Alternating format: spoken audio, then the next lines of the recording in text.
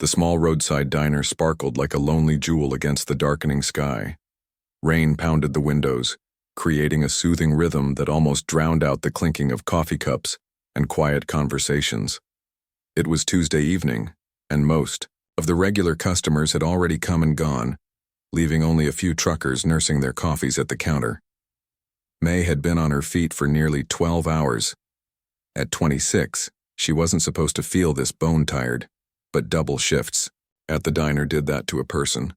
Her honey-brown hair was falling from its once neat ponytail, and her uniform carried the sense of the day: coffee, bacon, and just a hint of the lemon cleaner she'd used to wipe down the tables between rushes. Just another hour, she whispered to herself, rolling her shoulders to ease the tension. Every dollar she earned went straight into her savings jar at home, a old cookie tin with nursing school written across it in permanent marker. Her younger sister Lily was already in college on a partial scholarship, and May was determined that between them, they'd break the cycle of struggle that had defined their family for generations. The bell above the door jingled, and May automatically reached for her order pad. A young man stepped in from the storm, rainwater dripping from his dark jacket onto the worn linoleum floor. He glanced around uncertainly before choosing the corner booth, the one nobody wanted because the heating vent above it rattled. May noticed right away that something wasn't right. It wasn't just that he was soaking wet or sitting alone. There was something in his eyes, a heaviness that seemed out of place on someone so young. He stared out the rain-streaked window, his reflection ghostly against the glass, his fingers drumming a nervous pattern on the tabletop. She gave him a minute before approaching. "Weather's something awful tonight," she said, placing a menu in front of him. "Can I get you some coffee to warm up?" He looked up, seeming almost surprised to find himself in a diner. "Yes, thank you, just black." His voice was quiet but had a certain steadiness to it. Military, May thought instantly. The diner wasn't far from the Air Force Base, and she'd served enough service members to recognize the posture, the haircut, the way of speaking, direct but polite. When she returned with his coffee, he hadn't even opened the menu. He thanked her again, wrapped his hands around the mug as if seeking its warmth, but didn't drink. The next 45 minutes passed slowly. The young man ordered nothing but that coffee, which grew cold untouched. The other customers gradually filtered out. Rain continued to drum against the roof. May wiped down tables, refilled salt shakers, and tried not to stare at the troubled stranger.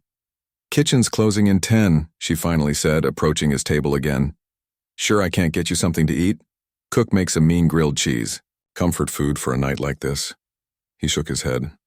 "I'm sorry, I should go. Taking up your table for nothing."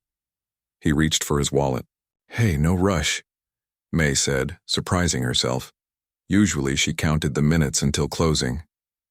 "That coffee's on the house anyway. Looks like you needed the quiet more than the caffeine." Something in his expression cracked a little. Not quite. A smile, but a loosening of whatever had been holding his features so tight. "I did," he admitted. "Thank you." May glanced at the clock. Her shift was technically over. Her feet ached, and her tiny apartment with its squeaky second-hand couch was calling her name. But there was something about this guy, something that tugged at her heart in a way she couldn't explain. "My shift just ended," she said, sliding into the seat across from him. "I'm May, by the way." "David," he replied, looking slightly surprised by her action. "Tough day, David?" she asked simply. That was all it took. The question hung in the air between them for a long moment. Then David took a deep breath. "My friend Jake and I joined up together. Same class, same dreams. We've been flying together. For 3 years." His voice was low, measured. "Today his jet went down during a training exercise. They're still searching, but..." He trailed off, unable to finish. May didn't offer empty reassurances. Instead, she just nodded, giving him space to continue if he wanted to. "I keep thinking it could have been me," he finally said. "Should have been me. I was supposed to take that run, but we switched because I had a migraine this morning." "That's not on you," May said gently. "That's just life being messy and unfair." "You sound like you know something about that," David observed, meeting her eyes for the first time. May rarely talked about her own life with customers, but something about this moment, the rain-soaked quiet of the nearly empty diner, the raw honesty in David's voice made her open up. Lost my parents when I was 19. Car accident. One minute I'm a college freshman worried about finals, the next I'm the guardian of my 14-year-old sister. She twisted her napkin absently. Had to drop out, figure out how to be a parent overnight. How did you do it? He asked, and she could tell he wasn't just making conversation. He genuinely wanted to know. One day at a time. Some days 1 hour at a time. May smiled faintly. Found this job. Boss lets me work around Lily's school schedule. We make it work. And someday I'll go back and finish nursing school. They talked for another hour, long after the cook had left and the open sign had been flipped to closed. David never directly mentioned what he did in the military, and May didn't ask. Instead, they talked about growing up in small towns, about dreams deferred but not forgotten, about the strange comfort of thunderstorms and late-night diners. By the time David finally stood to leave, something had changed in his demeanor. The weight wasn't gone, but it seemed shared somehow, as if May had taken some of it onto her own shoulders. "Thank you," he said at the door, his voice warm with genuine gratitude, "for the coffee and everything else." "Anytime," May replied, meaning it. "That's what this place is for. Good food and a friendly ear." David hesitated, then reached into his pocket and placed something on the counter beside his payment. "For your school fund," he said quietly before stepping back into the night, the rain having finally stopped. May looked down at the generous tip he'd left. What David couldn't know was that beyond the money, he'd given her something more valuable. A reminder of why she kept going, kept dreaming, kept believing that small kindnesses mattered. She watched his tall figure disappear into the darkness, never suspecting that their brief connection would lead to something extraordinary when the morning came. The morning after the rainy night brought clear skies and the usual breakfast rush to the diner. May arrived early, her eyes still heavy with sleep. She hadn't been able to stop thinking about the young man from last night, David, and the raw grief he'd shared with her. The way he spoke about his friend made her wonder if they'd found him yet. She hoped, for David's sake, that there was somehow good news. "Someone's deep in thought," remarked Hank, the elderly cook who'd been flipping burgers at the diner since before May was born. His wrinkled hands moved with practiced ease as he arranged strips of bacon on the grill. "Just tired," May replied, tying her apron. "Stayed late talking to a customer." Hank raised a bushy eyebrow but didn't pry further. That was one thing May appreciated about him. He never asked too many questions. The morning passed in a blur of coffee refills, pancake stacks, and friendly banter with the regulars. By noon, the place was packed with its usual lunchtime crowd. Workers from the nearby factory, a few families with young children, and 2 tables of military personnel from the base. May was balancing 4 plates along her arm when she first felt it. A vibration running through the floor, making the silverware dance slightly on the tables.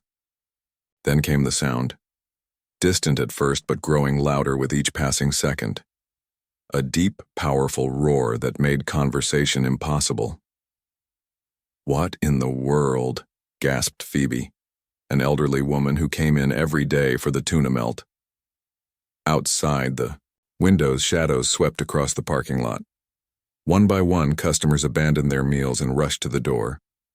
May carefully set down her tray and followed, curiosity overcoming her professional composure. The sight that greeted them was unlike anything she had ever seen. A fighter jet, sleek, powerful, and unmistakably military, was circling low, over their small town. Its metallic body gleamed in the midday sun as it made another pass, this time even lower. "That's an F-22 Raptor," whispered one of the airmen who had been eating lunch, awe evident in his voice. "What's it doing flying this low over civilian areas?" The jet made one final circle before heading toward the large field adjacent to the diner, a space normally used for the county fair each summer. People poured out of nearby businesses, necks craned upward, phones recording the unbelievable sight. "Is it going to land?" someone shouted. "There's no runway."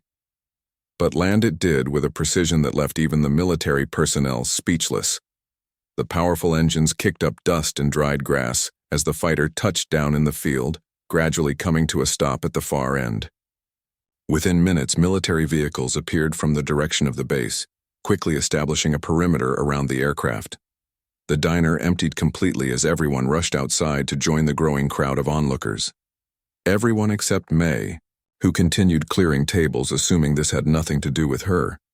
Military exercises happened near their town all the time, though never quite this dramatically. "Aren't you going to watch?" asked Jin, the young dishwasher who had abandoned his station to press his face against the window.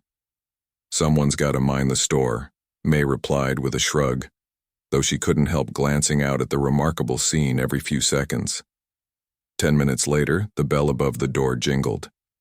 May looked up to see a woman in an Air Force uniform walking purposefully toward her. The woman's posture was rigid, her expression unreadable. "Are you May Chen?" she asked. May nearly dropped the coffee pot she was holding. "Yes, that's me. Is something wrong?" The woman's stern expression softened slightly. "Nothing's wrong. In fact, quite the opposite. Would you please come with me? Someone would like to speak with you." "I'm working," May said, feeling suddenly nervous. "I can't just leave." Hank appeared from the kitchen, wiping his hands on his apron. "Go on, girl. Whatever this is, it seems important. I'll watch the front." With no more excuses, May untied her apron and followed the uniformed woman outside, squinting in the bright sunlight. The crowd had grown even larger, held back by military personnel forming a human barrier. When they saw May approaching with the officer, whispers rippled through the onlookers. "Let her through," called the officer, and the line parted. May's heart pounded as she walked across the field toward the fighter jet. Up close, the aircraft was even more impressive, a marvel of engineering that seemed almost alien in its sleek perfection. A small set of steps had been placed leading up to the cockpit, where a figure was still seated. As May approached, the canopy of the jet slowly lifted. The pilot inside began removing his helmet. When he turned to look down at her, May felt her knees go weak with shock. It was David, the same man who had sat in her diner just hours before, grief-stricken and alone. Except now he was transformed, sitting confidently in the cockpit of one of the most advanced fighter jets in the world, wearing a flight suit adorned with patches and insignia. He smiled when he saw her expression, a genuine smile that reached his eyes. "May!" he called down to her, his voice carrying across the sudden hush that had fallen over the crowd. "I hope you don't mind the dramatic entrance. I wanted to thank you properly." A tall man in a decorated uniform stepped forward from the military vehicles. "This is highly irregular, Captain Lee," he said to David, though there was a hint of amusement in his stern voice. "When you requested permission to make a slight detour during your transfer flight, this isn't exactly what I had in mind." David climbed down from the cockpit with practiced ease, standing tall in his flight suit. In the daylight, without the weight of grief pulling at his features, he looked different, younger somehow, but also more imposing. "This is the waitress I told you about, sir," David said to his superior officer. "The one who—" He paused, searching for words. "The one who kept you from making a terrible mistake," the officer finished for him. He turned to May with newfound respect. "It seems we owe you a debt of gratitude, young lady." May stood frozen, unable to process what was happening. Around them, the crowd pressed closer, sensing that they were witnessing something extraordinary. Phones recorded the moment, and May could hear the excited murmurs growing louder. "I don't understand," she finally managed to say, looking between David and the aircraft. "You're a fighter pilot? Why didn't you say anything last night?" David's expression grew serious. "Because last night, I wasn't sure I still wanted to be." The crowd around them seemed to fade away as May stood face to face with David in his flight suit, trying to make sense of his words. "What do you mean you weren't sure if you still wanted to be a pilot?" she asked quietly. David glanced at his commanding officer, who nodded slightly and stepped back. giving them a moment of privacy despite the crowd of onlookers. "Let's walk," David suggested, gesturing away from the aircraft. As they moved toward the edge of the field, military personnel kept the excited townspeople at a respectful distance. May could hear snippets of conversation, people wondering who she was and why an F-22 pilot had apparently landed just to see her. "My friend Jake," David began, his voice low enough that only she could hear. "They found his body early this morning. The crash was... There was no chance of survival." May's heart sank. "I'm so sorry. When I left the diner last night, I drove straight back to base," he continued. "I had made up my mind to turn in my resignation this morning. 10 years of service, thrown away because I couldn't face flying without him." They reached the shade of an old oak tree at the field's edge. David stopped and looked back at the impressive aircraft gleaming in the sunlight. "I was top of my class at the academy," he said, not boasting but simply stating a fact. "Flying came naturally to me in a way nothing else ever had. Jake and I pushed each other to be better, but after what happened," he shook his head. "I kept thinking, what's the point? Why keep doing something so dangerous when you could lose everything in a split second?" May listened silently, remembering how lost he had seemed the night before. "I couldn't sleep after I left the diner," David continued, "but instead of dwelling on the loss, I kept thinking about what you told me. About losing your parents, about taking care of your sister, about your dream of nursing school that you hadn't given up on." He turned to face her directly, his eyes clear and focused. "You told me about taking things one day at a time, about how some dreams get delayed but not forgotten. And it hit me that walking away from flying wouldn't honor Jake's memory. It would just be running from the pain." A small group of children had broken away from their parents and were staring open-mouthed at the fighter jet, pointing excitedly at different parts of it. David smiled at their enthusiasm. "This morning, instead of handing in my resignation, I went to my commanding officer and told him everything.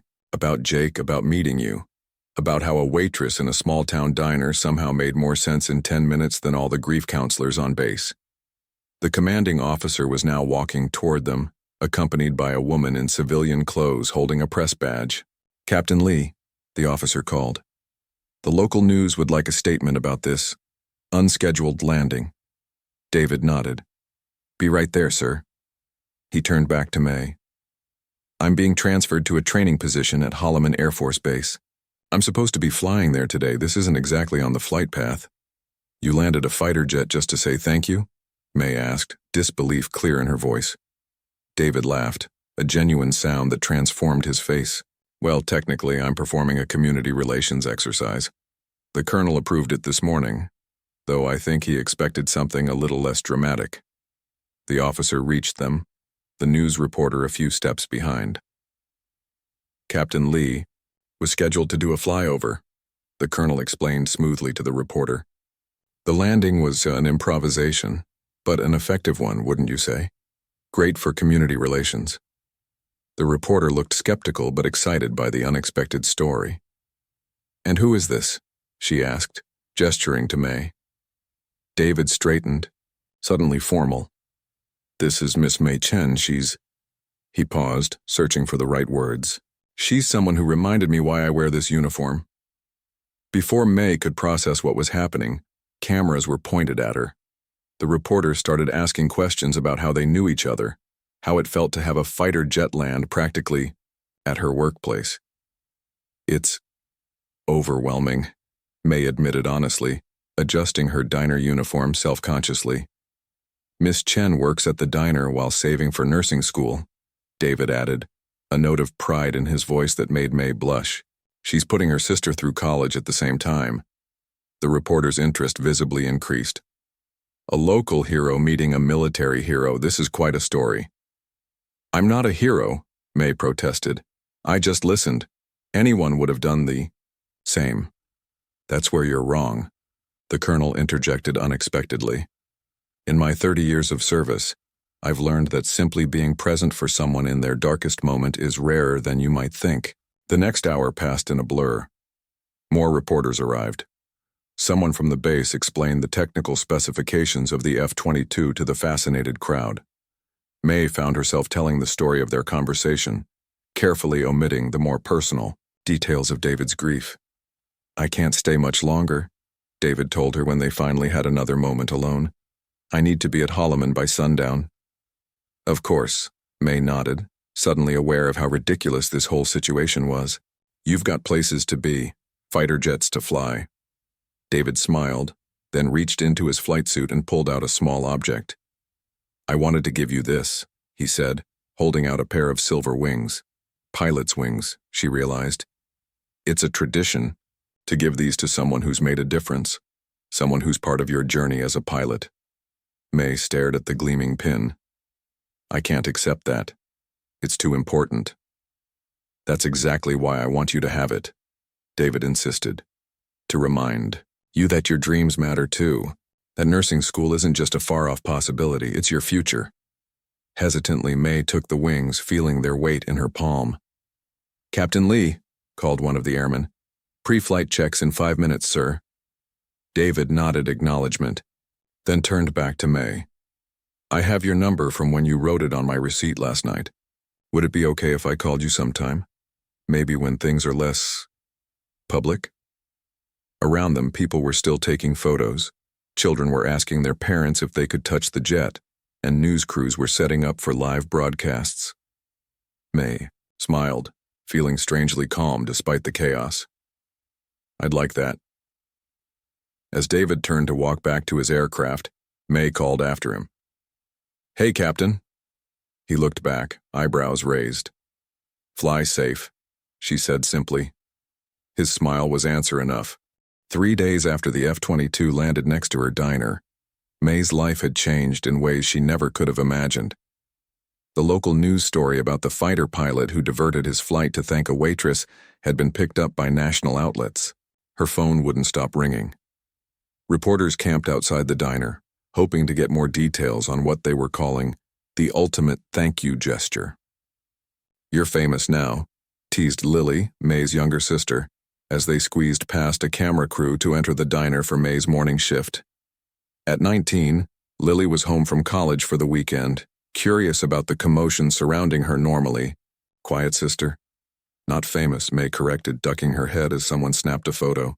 "Just caught in something unusual. It'll blow over." But it didn't blow over.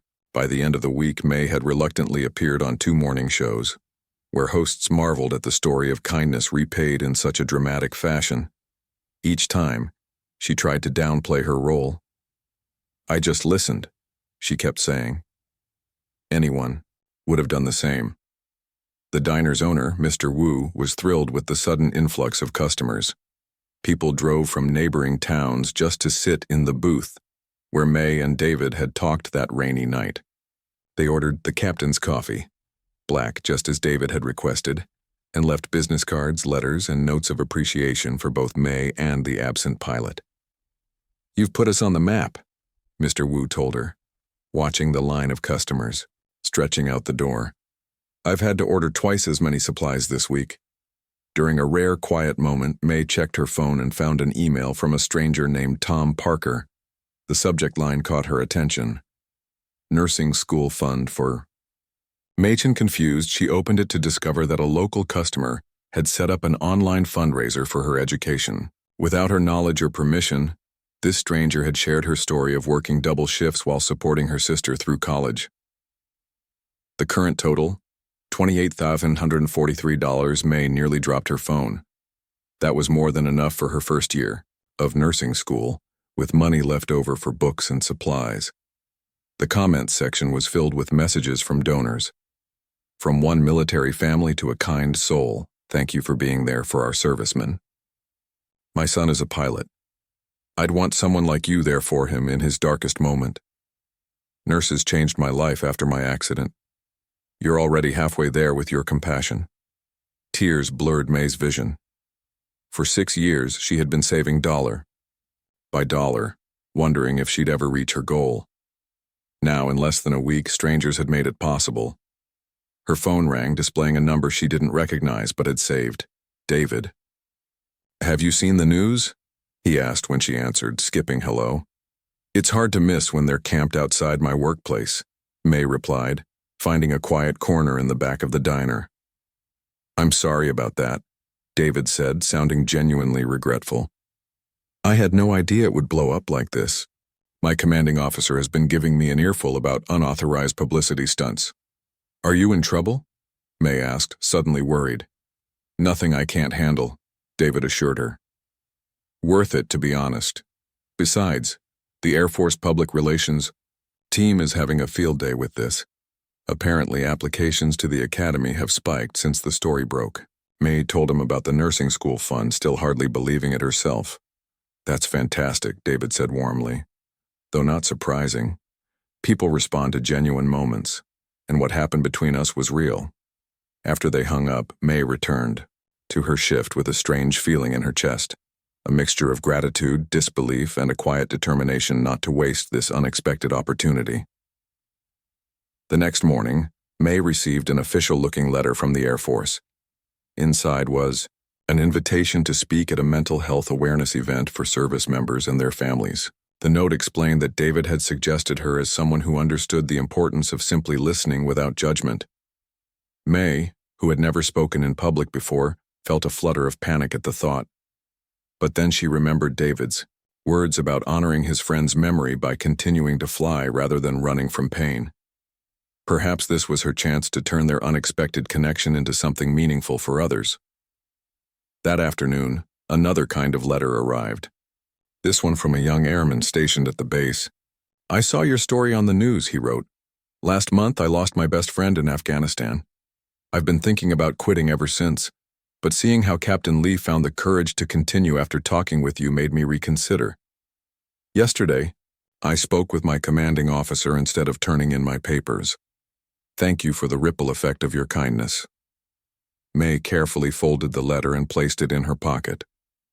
Throughout her shift, she thought about how something as simple as listening to someone on a rainy night could create such far-reaching consequences. The diner's phone rang constantly. Tour buses began including the establishment on their routes. Mr. Wu hired 2 new waitresses to handle the increased business. May found herself signing napkins and posing for selfies with customers who treated her like a minor celebrity. "How are you handling all this?"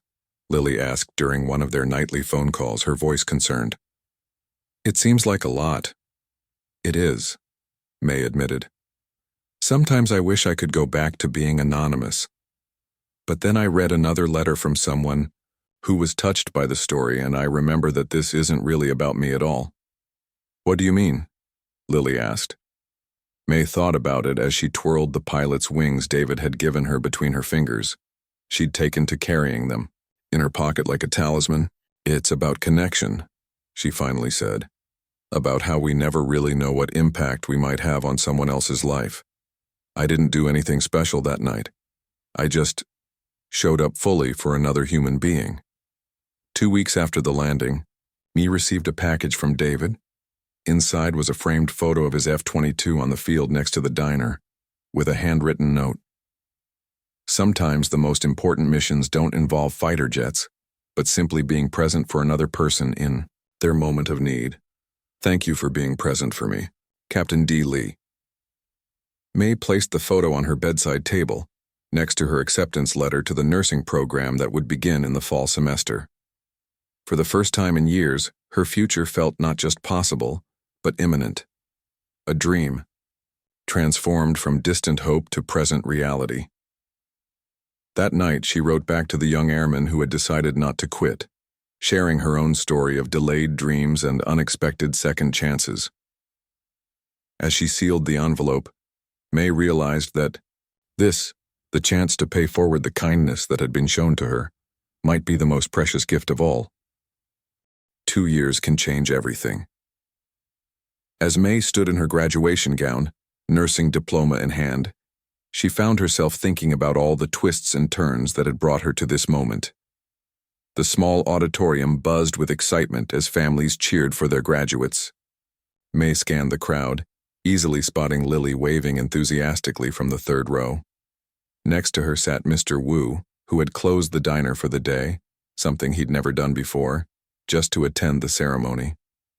There were a few regular customers, who had become friends over the years, and even Tom Parker, the stranger who had started the nursing school fund that made this day possible.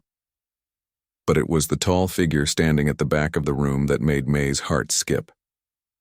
David Lee, no longer in his flight suit but in a crisp dress uniform adorned with additional medals and insignia, caught her eye and gave a small salute. After the ceremony, May made her way through the crowd of well-wishers, accepting hugs and congratulations until she finally reached David. "Captain Lee," she said formally, then broke into a wide smile. "You made it." "Wouldn't have missed it," David replied, pulling her into a quick hug. "Nurse Chen has a nice ring to it." They hadn't seen each other in person since that day with the fighter jet, though they'd stayed in touch through calls and messages. David had been busy with his new position as a flight instructor, while May had thrown herself into her accelerated nursing program.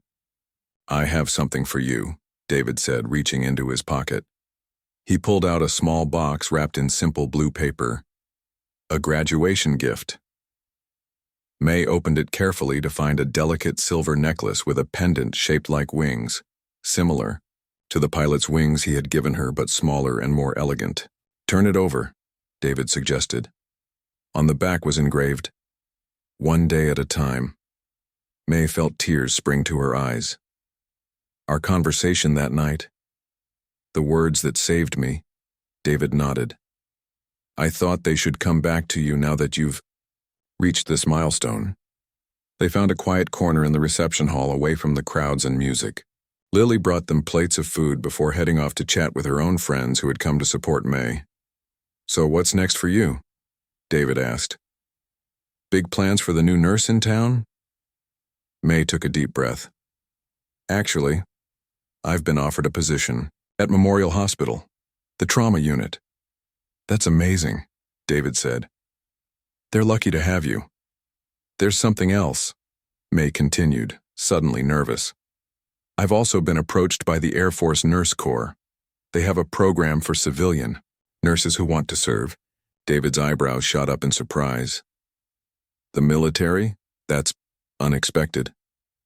"I know," May laughed. "It's not something I ever considered before. But after everything that happened, after meeting you and hearing from so many service members who reached out after our story went public," she paused, gathering her thoughts. "I realized there's a need there. People who understand what it means to listen without judgment. People who can be present during the hardest moments." David was quiet for a long moment. "It's not an easy life," he finally said. "Moving from base to base, deployments, the whole military structure takes some getting used to." "I know," May replied. "I've done my research. It would be a big change." "But," David prompted, sensing there was more. "But I keep thinking about what you told me that day when you landed the jet, about how my words somehow made sense when nothing else did." May twisted her napkin, an old nervous habit. "What if I could be that person for others? Not just as a nurse who takes care of physical wounds, but as someone who understands that sometimes the invisible wounds cut deeper." David smiled, a slow, warm smile that reached his eyes.